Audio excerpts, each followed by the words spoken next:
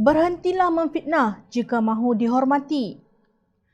Menerusi tulisan yang diselang-seli dengan ayat-ayat daripada Al-Quran, Presiden PAS, Datuk Seri Abdul Hadi Awang berkata, ada di kalangan manusia yang tidak memanfaatkan kurniaan Allah SWT untuk dirinya sendiri. Beliau memetik firman Allah dalam surah Al-Baqarah ayat 18 yang terjemahannya, mereka seolah-olah orang yang pekak, bisu dan buta. Dengan keadaan itu, mereka tidak dapat kembali kepada kebenaran. Dalam rencananya yang bertajuk Tarbiyah Ramadan, Jangan Melompat Keluar Tabi'i di Haraka Delhi bertarikh 28 April 2020. Hadi sekali lagi menggunakan haiwan sebagai analogi untuk menyerang pihak yang tidak seiring dengan pemikirannya. Ya, terdapat manusia yang menjadi makhluk perosak, bahkan lebih sesat daripada binatang yang mencuri buah-buahan yang terbaik. Mereka memilih pendekatan mencari keburukan atau kesilapan orang lain untuk menjatuhkan dan mengaibkannya, katanya. Menurut Hadi, lebih teruk lagi ada manusia yang tidak tahu mencari kebenaran. Sebaliknya, hanya mencari keburukan dan kerosakan sahaja sehingga memejamkan mata terhadap perkara yang positif. Nampaknya beliau tidak senang menerima kritikan, katanya. Mereka mengintai perkara negatif yang timbul dan mencari setiap kelemahan untuk memburukkan lagi keadaan, bukannya mengkritik untuk menasihat dan membina. Serangan Hadi jelas ditujukan kepada pihak yang menggunakan media sosial.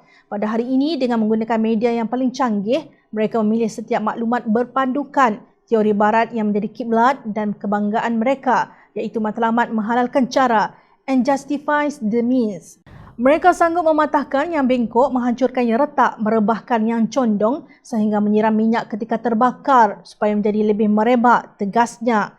Kelakar. 2 tahun lalu pada 16 April 2018, Hadi menulis dalam Haraka Delhi, saya tercium betapa DAP mendapat bayangan kalangan mereka itu menjadikannya sangat galak berjuang merobek perlembagaan persekutuan, mendesak supaya merendahkan kedudukan Islam dan melemahkan institusi raja-raja berperlembagaan secara senyap dan sindiran.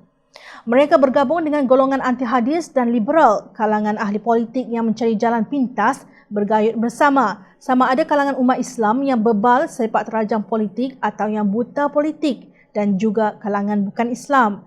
Sehingga hari ini, Hadi tidak dapat membawa apa-apa bukti tuduhannya. Tanpa bukti untuk menyokong dakwaannya, ia kekal sebagai fitnah. Pada 22 Mac 2020 pula, Hadi menulis surat kepada Gerakan Pemimpin Islam Dunia mendakwa kemenangan Pakatan Harapan pada pilihan raya umum ke-14 lalu menyebabkan negara jatuh kepada situasi yang amat bahaya kerana keputusannya memihak kepada majoriti non-Muslim yang mempergunakan Tun Dr. Mahathir. Hadi menuduh kononnya terdapat peluang campur tangan pihak asing serta sokongan Amerika Syarikat, Eropah, Singapura, Zionis dan juga Freemason. Katanya Parti Amanah Negara Amanah berorientasikan Islam liberal sekular yang dibentuk oleh Datuk Seri Anwar Ibrahim dan juga pimpinan DAP. Dakwaan ini pun tidak disertakan sekelumit bukti, maka ia hanyalah fitnah. Terkini, Hadi mendakwa Pakatan Harapan tidak peduli kepada nasib pelarian Rohingya. Ini juga satu kenyataan fitnah. Jika Hadi Awang mengatakan bahawa kerajaan PH tidak mempedulikan hal Rohingya, ianya adalah satu fitnah dan pembohongan yang cukup besar. Sewaktu bertemu dengan Menteri Pertahanan Qatar, kami membincangkan supaya Qatar memainkan peranan lebih hebat, menghulurkan bantuan lebih tinggi kepada rakyat Rohingya, khasnya membantu Hospital Malaysia di Cox's Bazar, Bangladesh, kata Presiden Amanah yang juga bekas Menteri Pertahanan dalam satu kenyataan. Tanpa paparan bukti di mana kebenaran yang diperjuangkan Hadi Awang. Dan sejujurnya, siapakah yang ke hulu ke hilir membawa naratif yang bengkam-bengkok dan mengaibkan?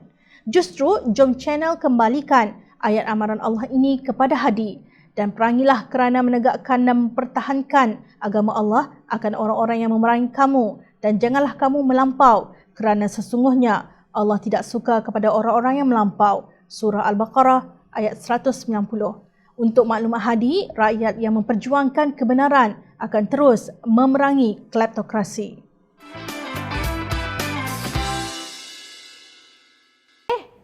Hai! Jangan lupa klik kanan untuk rentasan berita, klik kiri untuk keratan berita, dan jangan lupa untuk subscribe kami tau.